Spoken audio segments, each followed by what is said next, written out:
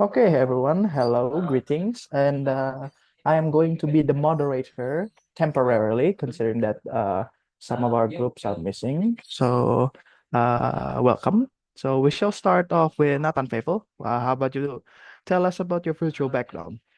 All right. My future background is, as you might see, or I don't know if you already recognize it or not, but it's actually Dragon Boat Festival. So what is um Dragon Boat Festival here? So like Dragon Boat Festival, or you can call it genre festival. It's a festival that's celebrated to like honor the ancient poetry or statement named Chuyan, who drowned himself in protest against corruption back in the day.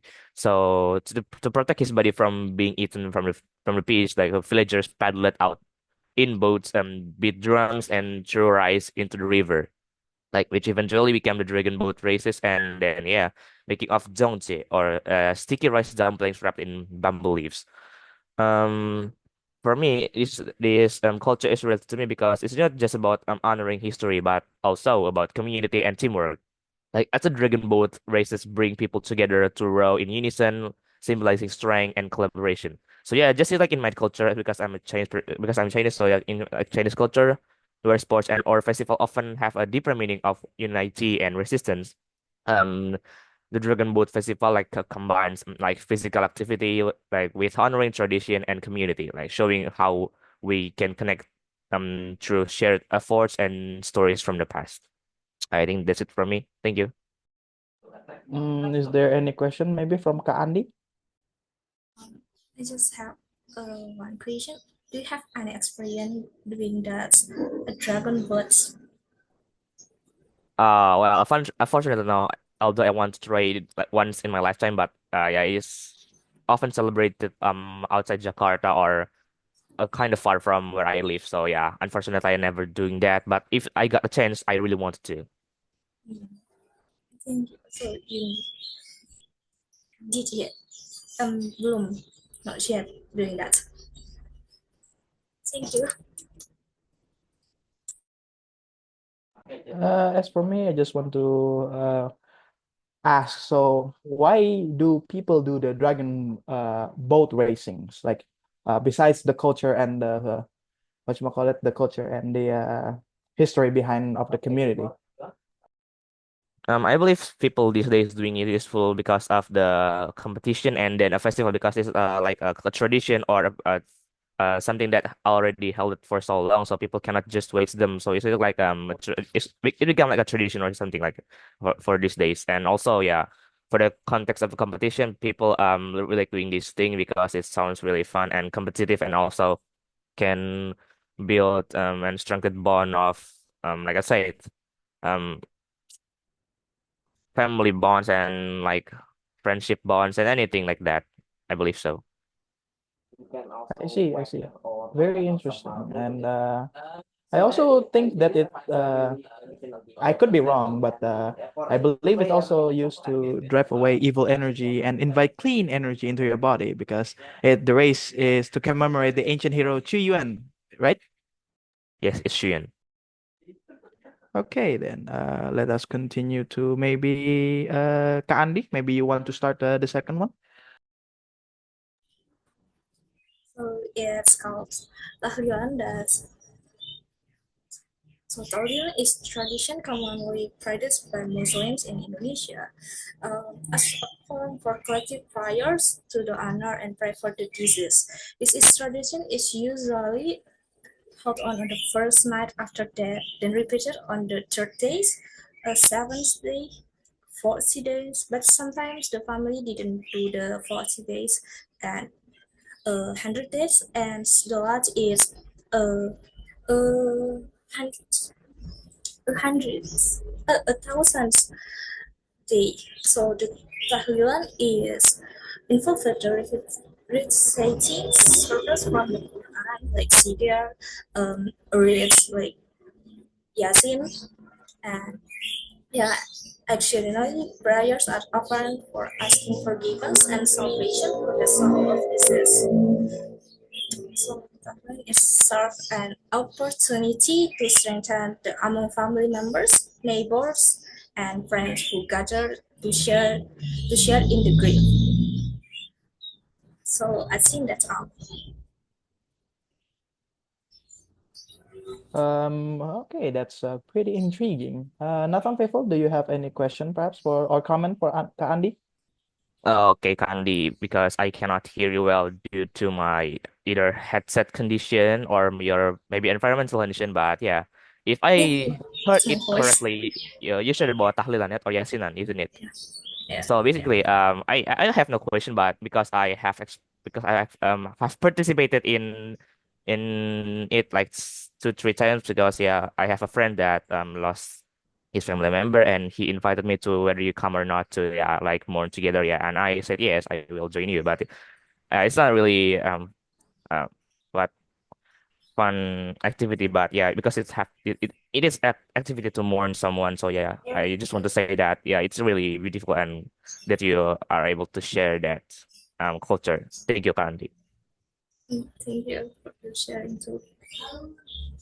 And as for me, I just want to comment that pretty does it is it oh no, not comment. I guess I have a question. Does it follow like a strict steps like you have to do a certain things to let's say mourn that passed away?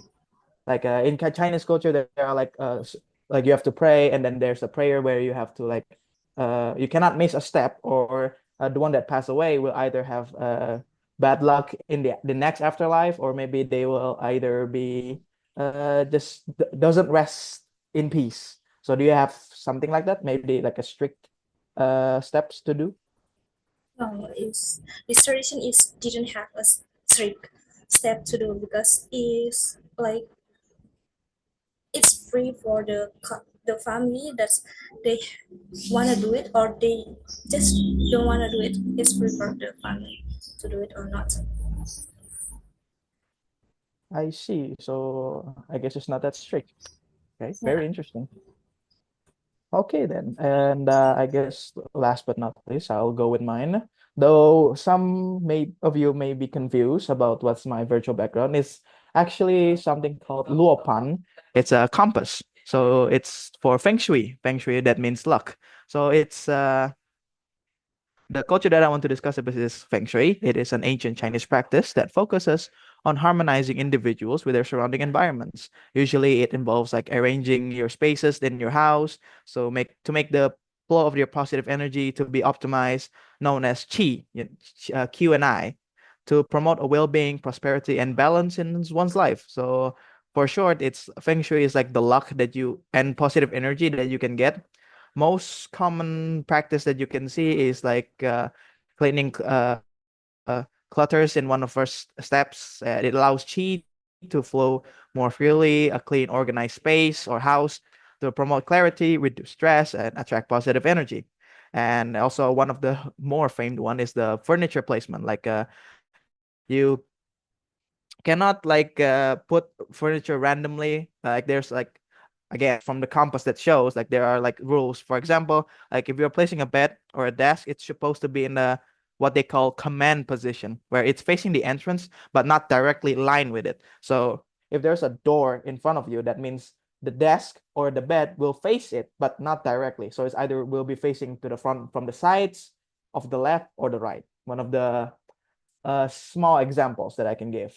And also pretty much you can also use mirror or lightning, like as like mirrors redirects the enhanced energy flow, while lightning from outside helps activate chi in the dim or stagnated area. And it's to be completely simple is that your house arrangement, if it's clean, that it will give up positive energy and give you more luck. It's the basics of it. And from what it relates to me, because my mother taught me how to arrange your houses, although some in my case it's a bit difficult because of the way my house looks like, so I cannot arrange that to follow the feng shui rules. But I mean, it's just more of a to keep yourself clean, so you know you don't, so you have a home that is like looks it's nice to see, nice to look, and then there's no trash or clutters everywhere. So it's more like a self-discipline, which kind of helps me to so that I keep myself clean and my house clean. So yeah, that's pretty much everything from me. Is there any question perhaps from Nathan, Faithful, or Kak Andi? Yeah, I have a question and complimentary at the same time. So you did mention about feng shui or yeah feng shui, right?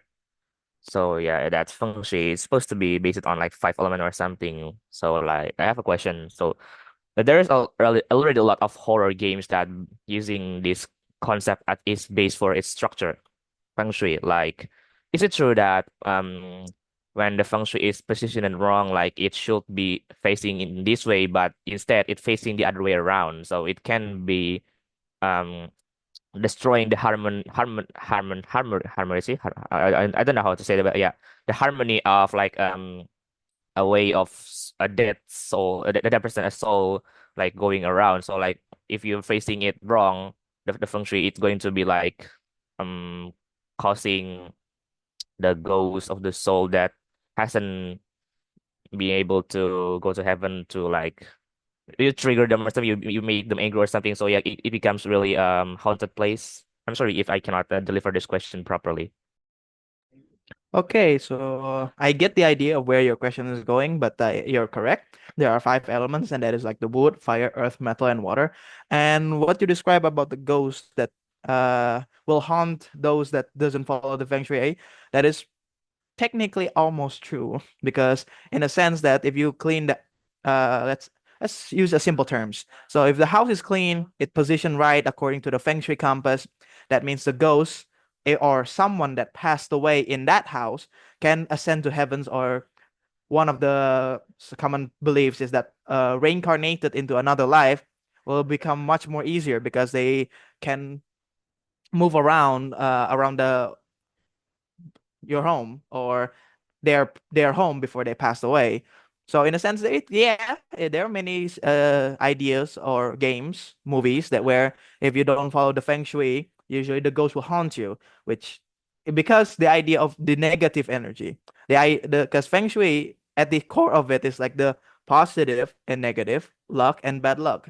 So you can incorporated some horror ghosts into it. There are one of my aunt do tell about it, like the oh, you have to position it right. She's more strict than my mother, and telling that, oh, what if there's someone who passed away in here, we don't want to take that chances. And yeah, it does helps, I suppose, because though I've never seen any ghost that haunts around my home for the last 5 years more or less. So yeah, it is possible, but I never seen an actual events or heard from one of my families that a ghost literally will haunt you if you don't follow the feng shui compass or the luopan or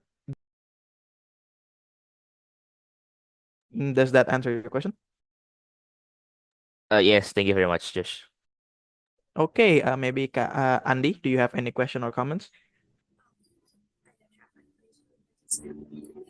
That's the first time I looked at yours picture. I thought it was like you mentioned, it was a compass, but it's another that's have a really deep meanings that I didn't believe. And the first time I thought it was how to say it, timbangan because the uh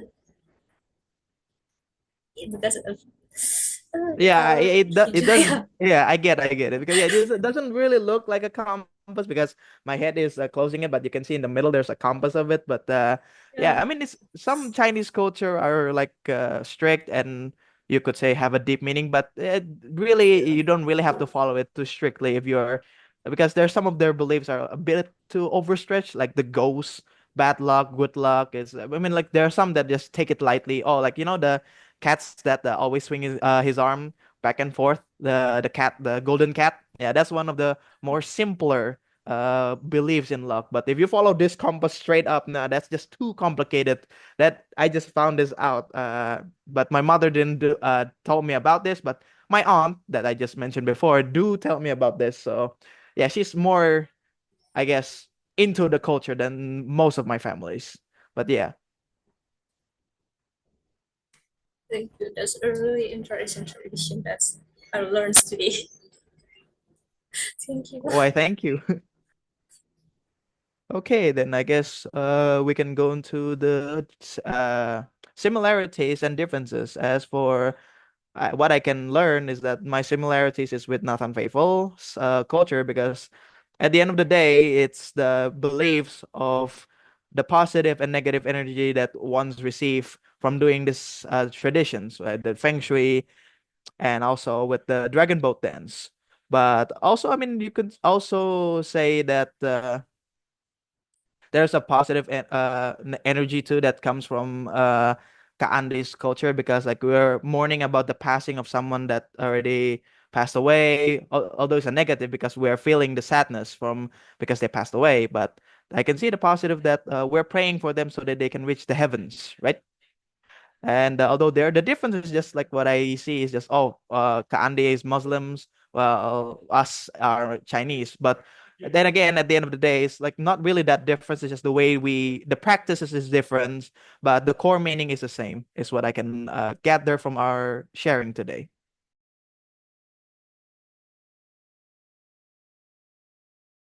Do the others, maybe Nathan Faithful or Kaande, have anything to say about it or add?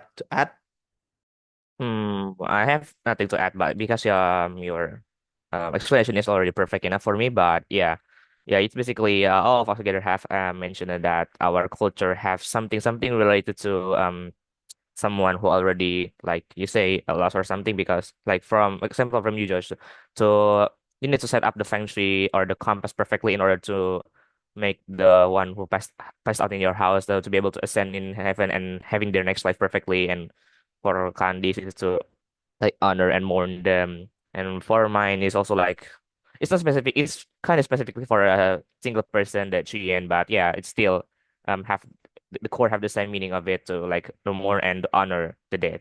I think that's from me. Thank you. Okay, then that means I guess Kaande doesn't have anything to add. Okay, then. It's a very interesting session that we have today, and I'm grateful that we can share this culture together. So, well, for those that are watching this, thank you for what coming by, and goodbye.